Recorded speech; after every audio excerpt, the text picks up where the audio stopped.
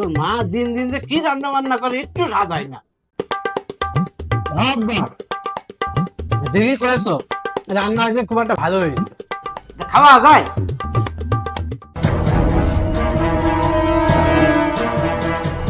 মিংসে হ্যাঁ রান্না ভালো হয়নি বদনাম করছো তাই না? আমি এই গরমের মধ্যে রান্না করতে করতে আমার জীবন শেষ হয়ে যাচ্ছে, আর তোমরা বুঝছো রান্না ভালো হয়নি কেন? আর একটা বিয়ে করো গা, তুমি করো বলে বাপের সাথে তুই একটা বিয়ে করগা।